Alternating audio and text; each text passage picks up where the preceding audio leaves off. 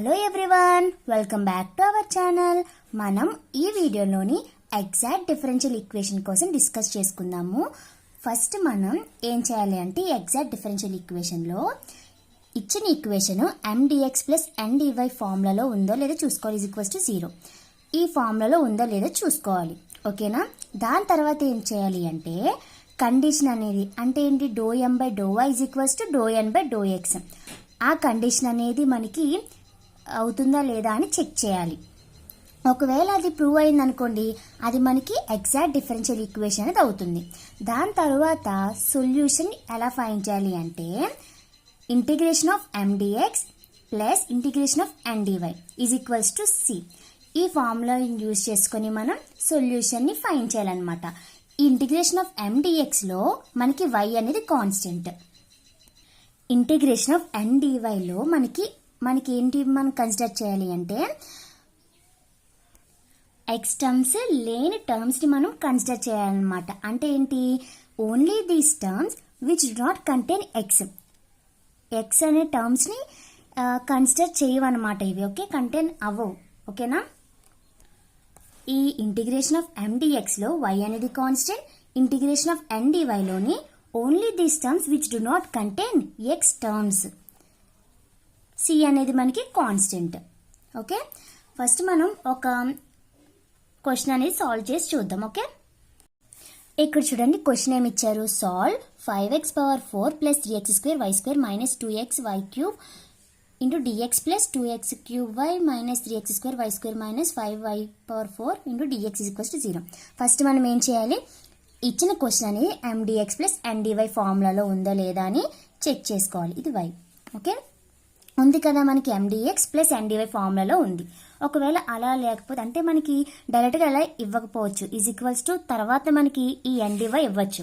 అప్పుడు మనం ఈ ఫార్ములా రాసుకోవచ్చు. ఏ ఫార్ములాలోని mdx ప్లస్ ndy ఫార్ములా రాసుకోవాలి. ఓకేనా? దీని నుంచి మనం ఏం చేస్తాము అంటే this is in the form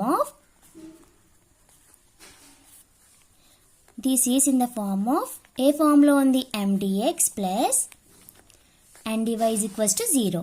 wear ఇందులో మనకి m అనేది ఏంటి, m = 5x⁴ plus 3x² y² -2x into y³ and n అనేది ఏంటి మనకి ఇది కదా ndy అంటే ఇది n. ఆ టర్మ్ అనేది మనం రాసుకుంటాము. రాసుకున్న తర్వాత మనం ఏం చేయాలి, ఇది అయిపోయిన తర్వాత వర్కింగ్ రూల్ ప్రకారము మనం ఈ డిఫరెన్షియల్ ఈక్వేషన్ అనేది ఎగ్జాక్ట్ డిఫరెన్షియల్ ఈక్వేషనా లేదా అని మనం చెక్ చేయాలి కండిషన్. ఆ కండిషన్ ఏంటి, ∂m/∂y =∂n/∂x. ఫస్ట్ మనం నౌ ∂m/∂y మనం ఫైండ్ చేద్దాం. అంటే ఏంటి, m అంటే ఏంటి మనకి 5x⁴ plus 3x² y² -2x into y³. ఓకేనా? ఇప్పుడు మనం ఏం చేయాలి, ఇది మొత్తాన్ని కూడా విత్ రెస్పెక్ట్ టు వైతో డిఫరెన్షియేట్ చేయాలి. చేస్తే మనకి ఏమవుతుంది, ఈ టర్మ్ అనేది 0 అయిపోతుంది. ఇది 6x² y -6xy². ఇప్పుడు నెక్స్ట్ ఏం చేయాలి, ∂n/∂x చేస్తే మనకి ఏమవుతుంది,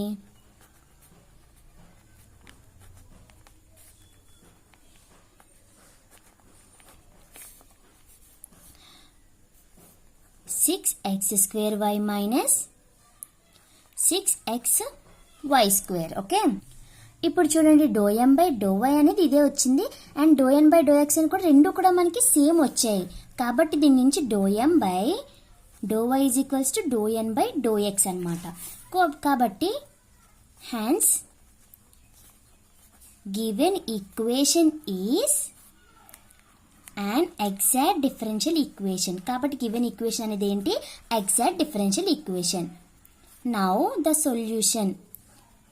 ఇప్పుడు ఎగ్జాక్ట్ డిఫరెన్షియల్ ఈక్వేషన్ మనం ప్రూవ్ చేస్తాము, కండిషన్ కూడా మనకి వెరిఫై అయిపోయింది. తర్వాత మనం ఏం చేయాలి, సొల్యూషన్ మనం ఫైండ్ చేయాలి. సొల్యూషన్ ఆఫ్ ఈక్వేషన్ ఈజ్ ఏంటి, మనకి కండిషను mdx ప్లస్ ndy =0. ఇందులో మనకి y కాన్స్టెంట్, ఇందులో మనకి ఏంటి which doesn't contain x terms. ఓకేనా, అసలు వై కాన్స్టెంట్ ఏంటి, ఇది ఏంటి which does not contain x terms అంటే ఏమేంటి అదేనా చూద్దాం. ఇప్పుడు ఏంటి, ఫస్ట్ m ఉంది కదా, m అనేది ఏంటి మనకి 5x⁴ plus 3x² y² minus 2xy³ dx plus ఇక్కడ చూడండి n అనేది ఏంటి మనకి 2x³ minus 3x² into y² minus y minus 5 into y⁴ కదా. ఇక్కడ మనకి ఏమన్నారు, which doesn't contain x terms అనేవి ఉండకూడదు. ఇందులో మనకి ఎక్స్ టర్మ్స్ ఉంది కాబట్టి దీన్ని ఎలిమినేట్ చేయాలి, దీన్ని కన్సిడర్ చేయకూడదు. ఇందులో కూడా ఎక్స్ టర్మ్ ఉంది కాబట్టి దీన్ని కూడా మనం కన్సిడర్ చేయకూడదు. ఇందులో మనకి ఇవన్నీ టర్మ్స్, ఇదొక టర్మ్ కదా. ఈ టర్మ్లో మనకి ఎక్స్ అనేది ఉందా, లేదు. కాబట్టి మనం దీన్ని మాత్రమే కన్సిడర్ చేయాలి. ఓకేనా, సో ఇక్కడ ఏమవుతుంది, మనకి y టర్మ్ ఒకటే మనం కన్సిడర్ చేయాలి. dy is equals to c. ఇక్కడ c కదా, 0 కాదు c. దీని నుంచి మనం ఏం చేయాలి, ఇక్కడ y టర్మ్స్ అనే కాన్స్టెంట్ అని గుర్తుపెట్టుకోండి. దీని నుంచి ఎలా రాయొచ్చు, ఇంటిగ్రేషన్ x⁴ dx ప్లస్ ఇక్కడ y అనేది కాన్స్టెంట్ కాబట్టి పక్కకు తీసుకుని బయటికి పంపించేసుకోవాలి. ఇక్కడ ఏమవుతుంది, 2y³ అనేది బయటికి వెళ్ళిపోతుంది, x dx మైనస్ 5 అనేది కాన్స్టెంట్ కాబట్టి బయటికి వెళ్ళిపోతుంది. ఇప్పుడు నుంచి మనం ఇంటిగ్రేషన్ వచ్చు కదా, ఇంటిగ్రేషన్ ఆఫ్ x⁴n ఫార్ములా ఏంటి, x⁴n+1/n+1 కాబట్టి x⁴5/5 plus y² into 3x³ minus 2y³ x² 5 y⁴5 is equals to c. ఇక్కడ మనకి ఏమవుతుంది, ఇవి క్యాన్సిల్ అయిపోతుంది కదా. ఇప్పుడు మనకి ఏమవుతుంది, x⁴5 plus x³ y² minus x² y³ minus y⁴5 is equals to c, where c is constant. ఇది మనకి required solution. This is the required solution అనమాట. ఇది మన ప్రాసెస్. ఫస్ట్ ఏం చేయాలి, క్వశ్చన్ అనేది mdx ప్లస్ ndy ఫార్ములాలో ఉందా లేదా చూసుకోవాలి, ఉంది. తర్వాత మనకి కండిషన్ అనేది వెరిఫై చేయాలి. ఇది వెరిఫై అయిపోయింది కాబట్టి ఇది మనకి ఎగ్జాక్ట్ డిఫరెన్షియల్ ఈక్వేషన్. దీని నుంచి మన సొల్యూషన్ ఎలా ఫైండ్ చేయాలి, ఈ ఫార్ములాను యూజ్ చేయాలి. ఇక్కడ మనకి y అనేది కాన్స్టెంట్, ఇక్కడ ఏంటిది ఎక్స్ టర్మ్స్ని లేని టర్మ్స్ని మనం ఏం చేయాలి, కన్సిడర్ చేయాలన్నమాట. ఇక్కడ చూడండి, ఇందులో ఎక్స్ ఉంది కాబట్టి దీన్ని ఎలిమినేట్ చేసాం, దీన్ని కూడా ఎలిమినేట్ చేసాం. ఇందులో ఎక్స్ అనేది లేదు కాబట్టి దీన్ని మనం కన్సిడర్ చేసామన్నమాట. సి అనేది మనకి కాన్స్టెంట్. ఇలా సాల్వ్ చేస్తే ఇది మనకి సొల్యూషన్ అనమాట. నెక్స్ట్ క్వశ్చన్ చూద్దాము. ఇది మనకి క్వశ్చన్ అనమాట. ఇదేంటి, మనకి dy/dx ఈజ్ ఈక్వల్స్ టు ఈ టర్మ్ ఇలా ఇచ్చారు కదా, దీన్ని మనం ఎలా రాసుకోవచ్చు, y cos x cross multiplication చేయొచ్చు కదా, ఇంటూ dx ప్లస్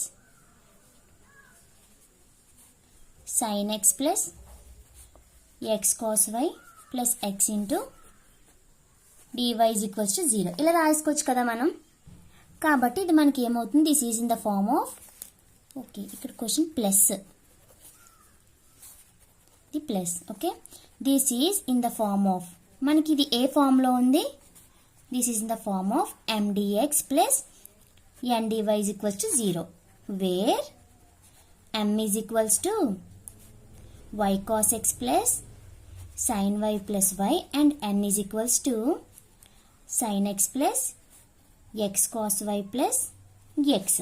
ఫస్ట్ మనం ఏం చేయాలి, నౌ ఇది ఎగ్జాక్ట్ డిఫరెన్షియల్ ఈక్వేషన్ లేదా అని మనం ప్రూవ్ చేయాలి, ∂m/∂y. కాబట్టి m అనేది ఏంటి, y cos x plus y. ఇక్కడ మనం సాల్వ్ చేస్తే మనకి ఏమవుతుంది, cos x plus cos y. ఇక్కడ cos x x ఉంది కాబట్టి అది కాన్స్టెంట్ అయిపోద్ది, ∂y/∂y ఏమవుతుంది మనకి 1 అయిపోతుంది. So ∂y into sin y ఏమవుతుంది, cos y ప్లస్ 1.